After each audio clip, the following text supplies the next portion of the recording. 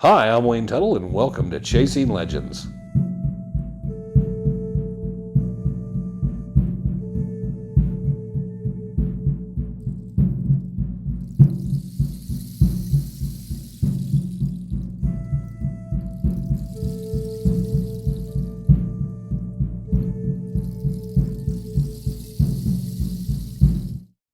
Welcome back to Chasing Legends. I'm Wayne Tuttle. I'll be your host once again.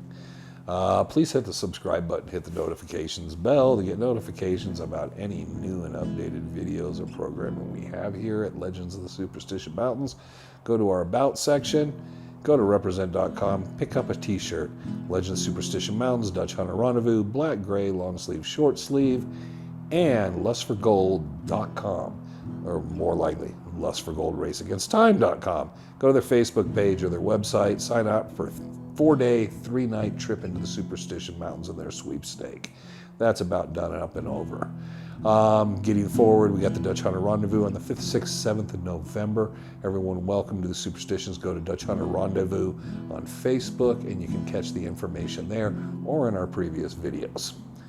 Now this week, the topic would be 1985. It was a trip I remembered. A buddy of mine, Steve, and I went, and it was our first trip up Weaver's Needle. I think the particular was we just kind of were like, man, you know, we heard about some people that had been up the needle, and we got a little bit of information, and we thought, let's go make the trip and let's climb Weaver's Needle. We'll grab some ropes, we'll kind of go do this thing. Now this is not today, which it's completely different. This is right after the wilderness area and the closure on mining and stuff, but we thought, well, nobody's out there so much anymore, and it's probably it's easier. I wouldn't have done this probably in the late 70s, early 80s. In fact, an individual fell to his death. There was a lot of shooting around the needle at one time. So we thought we were in a particular time period. Hey, that'd be cool. Steve was pretty good with ropes and climbing. I technical freak climbed at that time. So we thought, okay, let's go. And it was a tragedy. We got to the parking lot, and I'm sure we got there. It was January, late January, early February. We got in, it looked like the weather would be good. So we kind of roll in, go to hike out there. Went down, accidentally we took the long trail. We ended up having to hit the cross cut to come back around because we ended up needed to be in that western face gulch where most people go up. That was problematic because we ended up spending 2-3 hours getting to the gulch where we were going to climb. So you figure it has to be 9-10 o'clock, and we got ready to go up. We didn't really, now today you have Hike Arizona, you have Jack Carlson's books, you have so much information on the internet. There's no internet. So what we're going by, what some people told us and what we knew. I don't know if too many Dutch hunters would probably have done the needle ascent.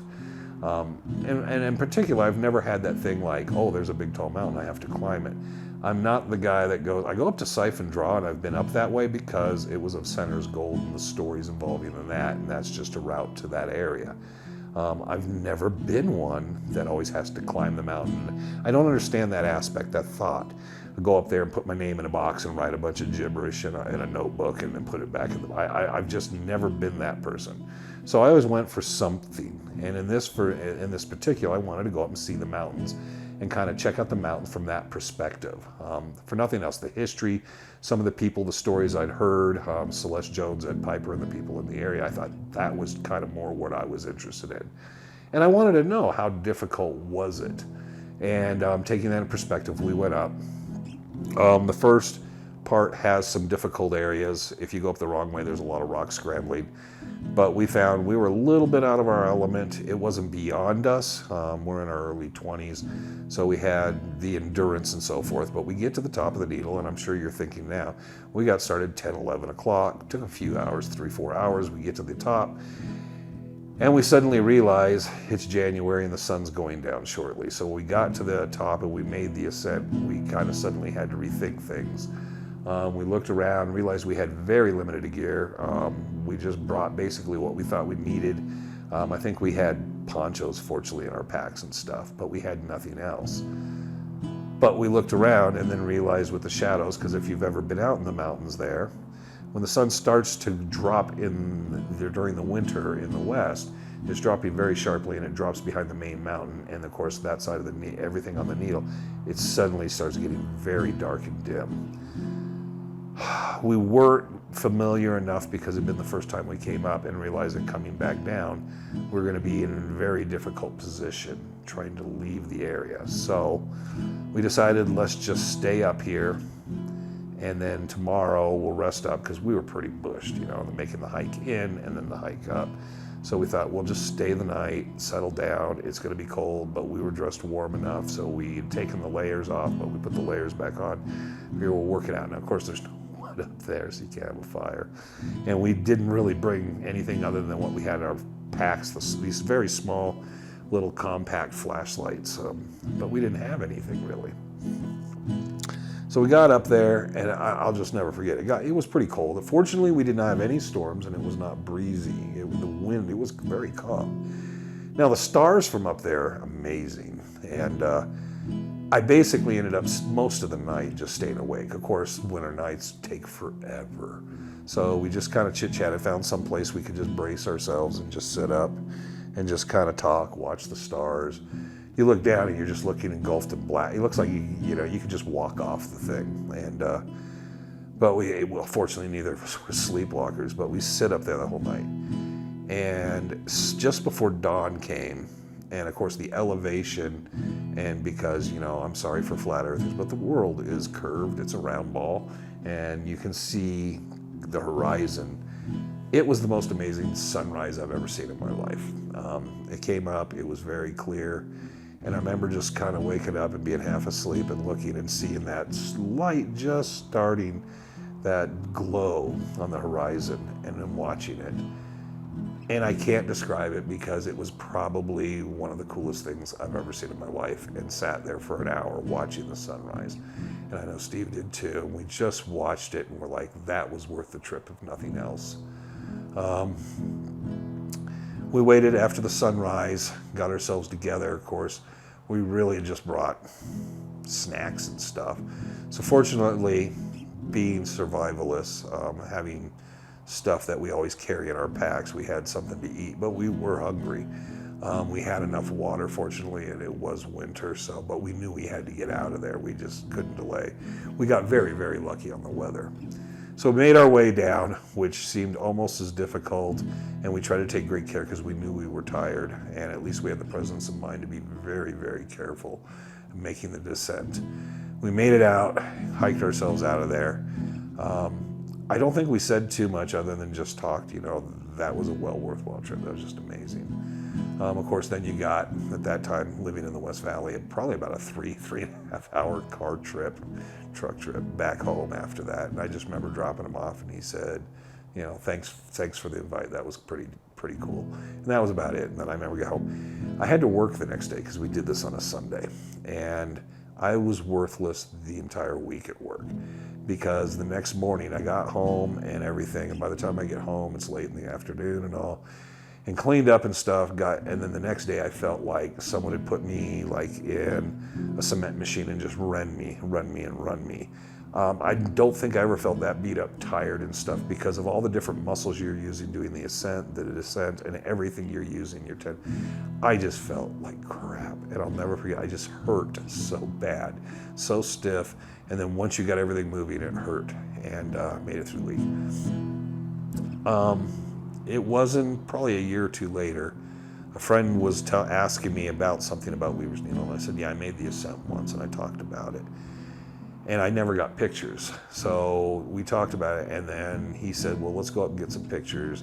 And so we made the second time. Second time, I made almost the same mistakes. It was just the normal things of getting delayed in the morning and stuff. But this time, we actually planned differently as we went down, and we camped in the mountains before we made the ascent. So we got up the first morning. We were tired and all, but we made the ascent and descent in the same day. And then we stayed at camp, and then we came out the following day. I preferred the first trip, because even though I felt just as beat up the second trip, because I was bringing in a full pack and a tent and everything and out. So literally, I think I added to the trip. I don't think when I went up the second time that I was any smarter, because there's still I would just literally tried to follow the same path, and there were plenty of times we were like, well, we can't go that way, can't do that. Oh, no, we need to go that way. And it was very difficult. There was no information out there other than you ask someone, and then they're just describing it to you. They might draw something a bit and tell you where to go. One of those puzzling things that I'm actually currently filming for another project at an undisclosed location. So what you're seeing here is I'm actually in a hotel room, but that's a dog out in the hallway, and I don't know what's going on. I've had like the strangest things happening. The last thing you would expect in a remote location and isolated in a hotel suite is to have dogs barking outside your door, but I guess that doesn't matter. Anyhow, getting back to this. What are they doing? Is the dog just standing outside my door barking? Open the door. Open the door. I just want to see this. Is this dog just sitting there?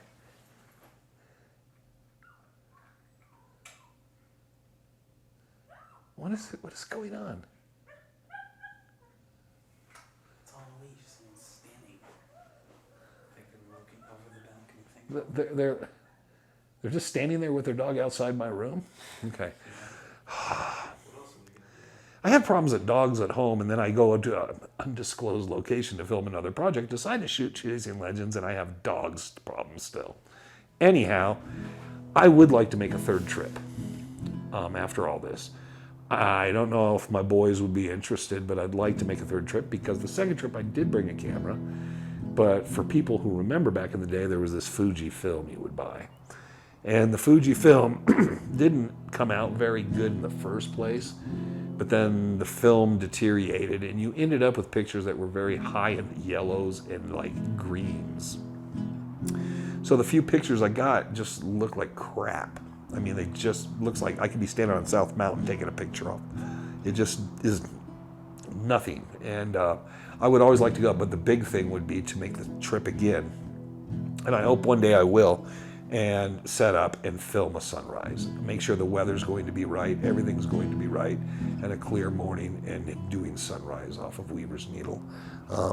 I would love to capture that for people because capture it for...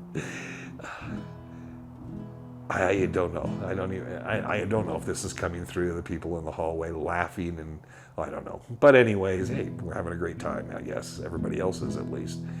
But that's the story I have for this week. Sorry for the interruptions. I figured this was going to be one of those easy ones because I was isolated and didn't have to worry about anyone else. But obviously, there's a lot more goes on in the public, in a hotel, in a private suite than you can imagine. So coming from a remote location where I've just finished another project and so forth, and will be finishing Chasing Legends, but back to you on my normal spot at Obido Studios next week.